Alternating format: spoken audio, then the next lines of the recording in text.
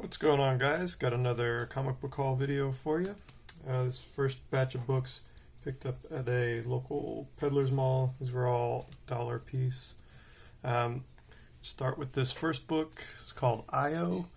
The reason I picked this one up, the art is done by an artist named Matt Wilson, who was an artist on a collectible card game back from the 90s called Legend of the Five Rings that I was really into. He was the art director and did a lot of the art for the major cards in the game. And I didn't know he did comic books as well. And I wasn't sure this was the same Matt Wilson or not. So here's issue 1, and then here's issue 2. And it was this issue that me and a buddy figured it out. It was the same Matt Wilson from Legend of the Five Rings because of his signature down there. That kind of matched his signature from some of the cards that he drew in the game. So I was really happy to find these. Like I said, I didn't know they existed. This was, I think there were only these 2 issues from this run. As far as I can tell, they're the only comics he ever drew before he got into cards. And then he's got his own miniature gaming company now called Privateer Press, and they do a pretty popular miniature game called War Machine. So he does some of the art for the promotional stuff on that. So that's basically all he does anymore, unfortunately. But he was one of my favorite artists back when I played Legend of the Five Rings. So I was happy to find these 2 books. The story was okay. It was kind of a Superman story.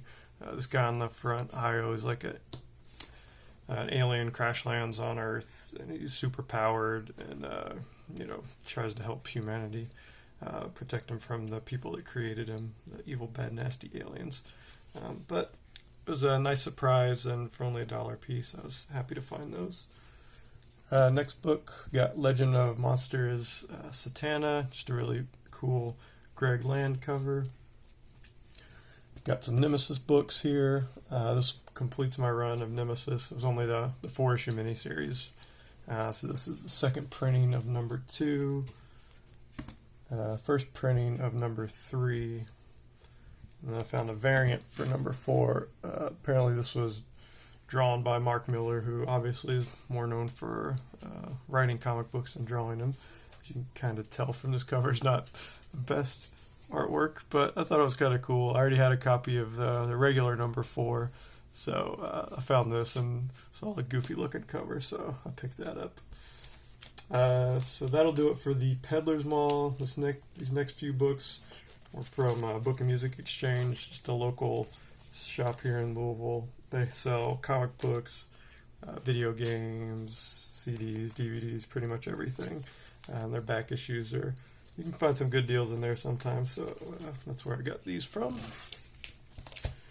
First book is Amazing Spider-Man 338. It's a newsstand, just Eric Larson cover. So I think this one was $1.50 or $2. That's what all these were, either $1.50 or $2. So I rebagged and boarded them since I got them. So I'm not sure exactly how much each one was, but they were all between $1.50 and $2. So that's a good Eric Larson cover. We got Conan 243, also a newsstand, but I picked this one up just because it's a Whilce Portacio cover. So this, you can see up here at the top, the Sorcerer and the She-Devil, part 3 of 3. So most people show the Todd McFarlane cover. He did 241, and then a lot of people know about the Jim Lee cover. That's 242. And then Whilce Portacio did this one, 243. So it's kind of cool that they each took a turn on the Conan Sorcerer and She-Devil series. So this is the first one of that series that I've got. So I'm hoping to find the other 2 for cheap.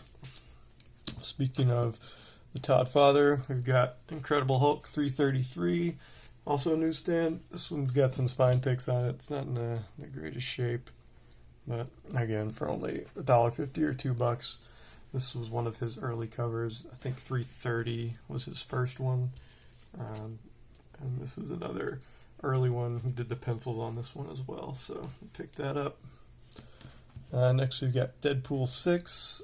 This is, I don't know what volume this is from, but this is the first appearance of Deadpool 2099. So it's got the throwback cover to the 2099 comics from the early 90s. So I appreciaed that and snagged that. More Todd-father inspired stuff, I guess, is some Spawn. Nice shoes is 171. McFarlane has nothing to do with this, I don't think, other than he created Spawn, of course, and he might have done the story or something, but he didn't draw any of this. But these kind of mid-run Spawns, anything between like 150 and 200, they weren't printed very heavily. So anytime I find these for cover price or less, I'll pick them up. Let's see, we've got She-Hulk number 5 from the John Byrne run. This one was funny. You can see on the cover there, it's kind of got, not Simpsons, Flintstone. There's Fred, Barney, and Wilma. I was flipping through the inside of it, and it's kind of like that movie, Stay Tuned, back from the early 90s with John Ritter, where him and his wife, they get sucked into their TV and have to, I don't know, it's kind of like half parts Running Man, half part Tron or something. So I just thought that was kind of funny. So She-Hulk gets sucked into her TV when she's watching it and into this weird Flintstones parody, and then RoboCop also shows up. So just all kinds of wackiness. So I'm just picking up these She-Hulks for cheap before the show hits, because I'm not sure which ones are going to pop. And these John Byrne covers, that one's not John Byrne, that's Leonardi, but he does some good work too. John Byrne did most of these. So there's number 9, and there's number 8, newsstand as well, with Santa Claus on there. I saw some rumor recently where they might have Santa Claus. They're doing that Guardians of the Galaxy Christmas special this year, and so I guess in Marvel continuity in one of the universes, I don't know if it's 616 or not, I guess Santa Claus is an Omega level mutant or something, so they might introduce him in the Guardians Christmas special. So anything with Santa Claus might pop, who knows. That was all from Book and Music Exchange. These next books were from another local shop called Heroes. They were having their anniversary sale. They've been open for, what year is it, 2022. They've been open for about 7 years. Yeah, 7 or 8 years, I think. So they were doing buy one, get one free back issues. So I found some cool stuff there. So I got these, let's do it like this. These 2 Spider-Man comics. They were both $4.99 each, so buy one, get one free. 320 and 321. They're both McFarlane covers. So I have a newsstand over there and just regular direct over here. But anytime I can find these for cheap, I'm going to pick those up. So I was happy to find those. And then some more McFarlane goodness. Got some more Hulk stuff. We got 341 and 342. Doing the covers and the interiors on those as well. And we got 343 and 344. So okay, so those were $4 each. So buy one get one free. So, and then these were $5 each. Buy one get one free.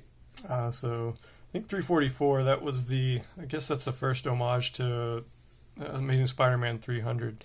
I was looking at the dates they came out, and ASM 300 came out.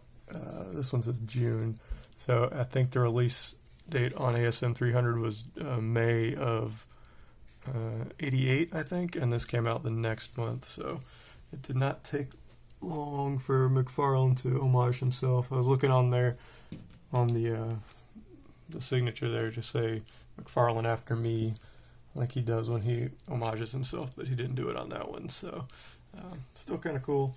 Happy to find these for cheap, so I was very, very happy. And then last 2 Todd-father books here. We've got 346 and 347, more Hulk goodness. So 347, this one, that's the first appearance of the Mr. Fix-It alter ego personality, whatever, of the Gray Hulk. Excuse me.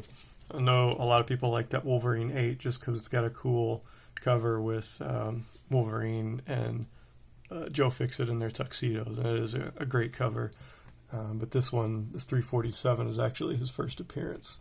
So, and now that I look at it, this is actually an Eric Larson cover. It's Eric Larson and McFarlane, so maybe Eric Larson did the cover pencils and McFarlane inked them. And then on 347, I can't see a signature on there, so that might not be McFarlane. That might be Purvis or whatever that guy's name is. I know he was doing the covers on those right around when McFarlane left. So that one might be him. I'm not sure. Excuse me. And then the last two books I found at Heroes were 2 copies of Kanan number 12. These were cover price, so $4 each. So this is the first appearance of the Grand Inquisitor, who was featured in the Rebels TV show, obviously, and then he's going to be in the Obi-Wan show as well. So the Darth Vader 6, I guess, is the one with him on the cover, and a lot of people say that's his first appearance or whatever, which is fine. You could collect what you want. I understand wanting to get the book with him on the cover. He's featured pretty prominently in this big panel here in number 12. So I don't know, however you want to define your appearances is fine with me, but just to be aware that he was on a pretty big page. I'm flipping through here, I don't see him anywhere else, so it's not like a 180 cameo with him in the last panel. At least he's got a pretty big not splash page, but he's not in the last panel of the book or anything. So he's in the middle of the story, I guess. But I was happy to find these for cover price. They go for, I don't know, between $20 and $30 now, I guess. So I did find that copy of Darth Vader 6 at a dollar sale last year. I'm probably going to keep that one because Grand Inquisitor, he's a great character in that Rebels show. With Star Wars, keeping with Star Wars tradition, the villains are usually more interesting than the heroes, and I definitely think Grand Inquisitor fits that bill. So I'm probably going to hang on to 6, but I'm going to try to sell one of these at least. I was hoping to be able to get one graded and flipped before the Obi-Wan show comes out, but I don't want to pay to get a CGC or CBCS rush at this point. I don't think it would be quite worth it with only this book and maybe another one, so I'll probably just sell these raw and hopefully make a few dollars on it. Like I said, they were just cover price, so I was happy to find those. So that was all the books from Heroes, and these last few books are from Pops. I was just in there going through their back issues. They didn't have a sale or anything. That's where I get most of my new books from, so I was just in there digging, and I found this Warlock number 4. This was $8. It's pretty good condition. There's I think that's on the bag, yeah, so this mine's not too beat up. These Bronze Age books don't hold up too well in the back issue bins, but this one looks pretty good, so I was happy to find that for $8. I'm just trying to collect as much Warlock as I can before he comes in Guardians of the Galaxy 3. I know his first appearance is out of reach for me right now, so I was doing like a timeline of all the books that he was in last night, and wrote down a bunch of things that I didn't know he was in. There's a couple of Avengers books, and then like a Spectacular Spider-Man appearance, so I'm going to try to find those, because I can't imagine those are very expensive right now. So anytime I find this Warlock stuff, I'm going to pick it up from his main series or the Strange Tales or Infinity Gauntlet type stuff. I'll grab that.